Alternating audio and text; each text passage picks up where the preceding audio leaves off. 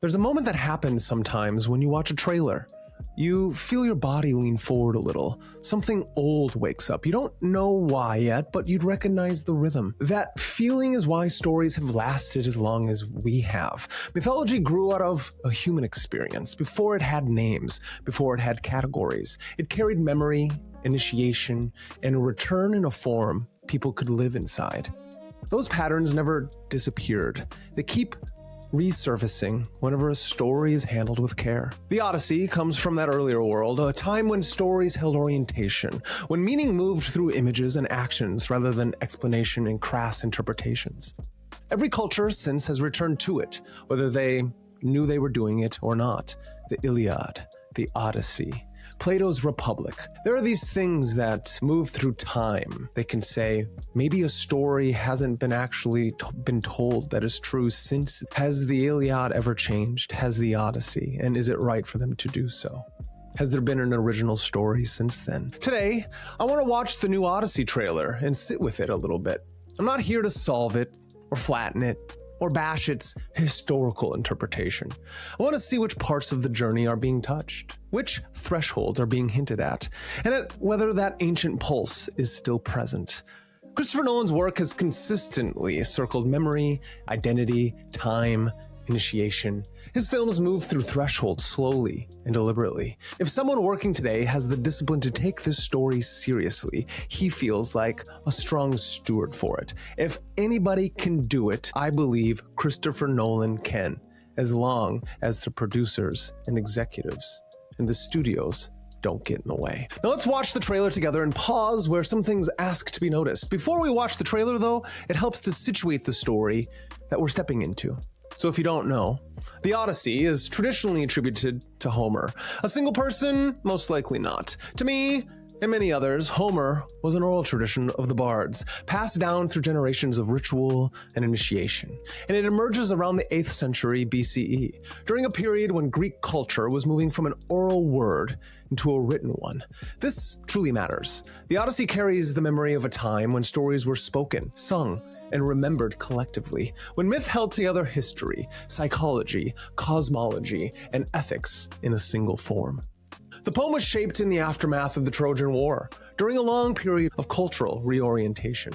A generation had lived through violence, loss, and displacement. The question people were left with was simple and difficult. How does a human being return from that kind of rupture and still recognize themselves afterwards? And at its deepest level, the Odyssey is an initiation story. It traces how a person is transformed by time, temptation, waiting, grief, and memory. Odysseus survives because he learns how to remain in relationship with forces larger than himself, forces of the gods. Time, fate, language, restraint, attention, war, all become teachers. Philosophically, the poem stays with identity as something shaped across years rather than moments. Odysseus is tested again and again and again on whether he can hold his name without clinging to power or certainty. His journey asks what it means to endure change without losing orientation. Mythologically, the world of the Odyssey is alive with intelligence that moves indirectly. Gods intervene through timing, perception, disguise, patience, and the forces of nature around us. The sea becomes a living field of transformation. Islands appear as thresholds rather than destinations. Each encounter alters how Odysseus understands himself and the world he's moving through. All he's trying to do is get home, or is it? From a magical perspective, this is a story about initiation through relationship to self and other. Odysseus learns how to speak carefully, how to listen, how to bind himself when necessary, and how to wait. These are practices of magic in the older Western sense, where power depends on alignment, the journey into the unconscious mind, initiatory process of the moon, of magic. This current of the poem carries much of this work. Athena guides through intelligence and timing. Circe reveals the boundaries between instinct and awareness. Calypso holds a form of timeless enclosure. Penelope preserves the center through memory, patience, and attentiveness. The journey unfolds through cycles, shaped by return rather than conquest. This is why the Odyssey continues to surface across cultures and eras. It reflects a pattern of becoming human that still unfolds within our everyday lives and reflects our human experience. Now, with that orientation in mind, let's watch the trailer and see which parts of this ancient journey are being touched upon. Can you do it, Christopher Nolan? Please, Please do not let us down. Universal. Here we go. Feeling excited. Yes, a battlefield. Here we go. Instant right away recognition. Trojan War, battlefield, armor, swords, fighting. This is what the Iliad brings us from the beginning. The war, the action, the hero, Achilles, the hero's journey setting forth, the initiatory process of the sun, the masculine. And somebody watching and looking at this battlefield, obviously Odysseus. Boom. Who is this? Agamemnon, the great king. Odysseus, standing before him, smaller, obviously, because Odysseus has been called forth by Agamemnon. So Agamemnon is his boss. Agamemnon is supposedly and going to be the biggest badass of that day and age. And so I hope that they can present him as such. And there's a lot of hate right now out there online about the historical value of the armor. That doesn't matter to me. Most likely, they've figured out that it doesn't look good to have the armor of that day and age. So that's fine. We got to move past that. Let's try to figure out if meaning and myth, substance, and the essence of the story of that initiatory mythological process, that expansion of the symbolic undertones of our unconscious mind, the human unconscious mind of this Western world can be really, really expressed in this story. After years of war. And then that's what he does. He bows before the great Agamemnon, showing you that even a king, the king of Odysseus, the king of Ithaca, that he shall still bow before the great Agamemnon. Now they walk through the forest, right? So this forest most likely is going to be, No one can stand. most likely is going to be maybe the giant, right? The one-eyed giant of Polyphemus before he goes there. Between my men. And the great kingdom And hope. that Odysseus is trying to get back to. You got Penelope and you get Telemachus. Penelope, I like this casting. Telemachus being Tom Holland. We'll see if Tom Holland can do it. And this is a great representation of Odysseus and his men on the boat. The great sea. The sea is a representation, the ocean, the sea. Obviously, this isn't an ocean, but you understand what I'm saying. By the great body of water. In Jungian terms, or in mythological or magical terms, that great body of water is a representation of the unconscious mind, swimming into the vast ocean of the feminine, of the great magical sea. The body of water, representation of the moon. The moon is a representation of the initiation into magic itself. Not even me. Not even me, he says. From Christopher Nolan. We love Christopher Nolan. Batman Begins, Inception. These are great movies.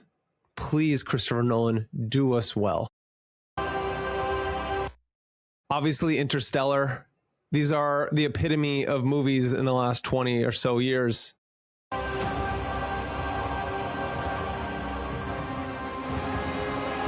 That's them hiding within the Trojan horse. The Trojan horse story, it really isn't in the Odyssey, besides it being told to Telemachus, Odysseus' son. And so it's a brief little flashback of what happened during the Iliad. The Trojan horse is more being told in Virgil's Aeneid. So if you want to know the full story of how the Trojan horse and what happened, go to Virgil's the Aeneid.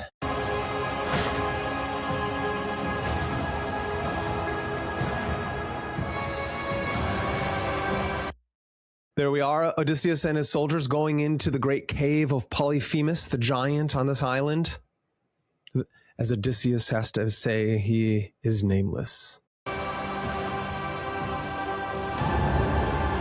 This is a beautiful that was a beautiful representation of how great the giant is, right? The mythological value of the giant, the Polyphemus, which is the one-eyed giant, the Cyclops, right? What does that mean? A myopic view of just violence and misunderstanding and single perspective. And obviously them running back to the great unconscious sea, the great unconscious body of water. They must flee this island to move on to the next. Each island a paradigm of initiation, a changing of the person. And every time they go back, they lose a man, many men that Odysseus cannot take back with him to his homeland. And the rising of the dead. The rising of the dead in the unconscious mind, the great graveyards of the battle of the war that was going on. And this summer, it's coming. That is going on. What's happening here is Poseidon, the god of the sea, is showing him his power and the rage and the wrath because of what Odysseus has done.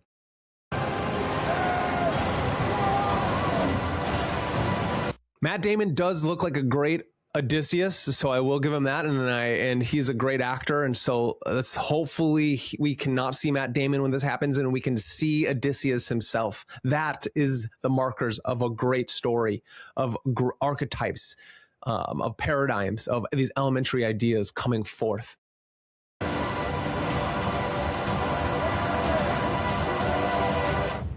And what that shows is a great king helping his men, not just giving orders, but truly taking action in the heat of battle. And the battle is the great sea of the god. Unless me, you will come back. What if I can't? The Odyssey. Coming out soon, the Odyssey. That ending right there with Penelope and Odysseus. Penelope saying, come back to me. And Odysseus being like, what if I cannot? But I will do everything that I can. The call to adventure. Odysseus was called to the great war. And from there, they did what they had to do, and then he had to return. That story looks amazing. The trailer looks great. A lot of mystery. You don't get a lot, because what's truly going to unfold over those few hours, and it can be as long as it wants to tell us a true story, to tell us an authentic story, a story with really makes us feel the magic and the mystery and the initiation of the hero as he's going back to his home. And every paradigm shift, every initiation that he has to go through on the way is really going to tell us, does Christopher Nolan do what he's supposed to do? So there we go. The trailer for The Odyssey by Christopher Nolan. There's a common response to this kind of conversation. The stories are just entertainment, and anything beyond that is mere projection. You're reading too much into it. It's just fantasy. It's not history. So what does it mean? All stories through time get changed. It's fine. And I'm telling you, it's not fine. It's not fine because in this postmodern world, what we're lacking in this world of chaos, of controlled oppositions, and of people trying to tell you what to think, do, say, and feel, we're missing myth. Personal myths, cultural myths, global myths. If we can bring back mythology and the magic to our world, then each individual can have their place in it. Because an individual without their place in the story of this cosmic drama is just wandering the waste of a barren land. Human beings have always used stories to rehearse reality. Long before theory, long before data, long before the algorithm, stories carried what mattered. When a story works, we feel it. Our spine tingles, our skin stands on end, and when it doesn't, we feel the dissonance, we feel the cringe. We've been feeling the cringe a lot lately. It's a bodily movement. We feel it within our very soul. It is human. I'm genuinely looking forward to this film. I'm going to say it again. I'm genuinely looking forward to this film. As a classical literature, philosophical man myself, the Odyssey is something that I love. The Iliad is something that I love. The Odyssey has survived because it keeps meeting people where they actually are. It understands loss, waiting, temptation, return, and recognition without trying to tidy any of it up. Life is hard. We need a roadmap for it.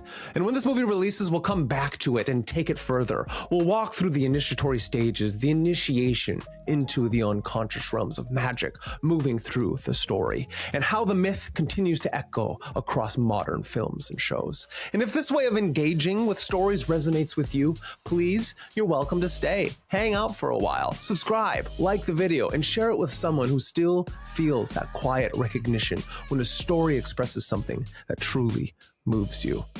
Here we are. It's us, Magus in the media, exploring myth, magic, and meaning hidden within the stories that we love. Be well, and we'll see you in the next one.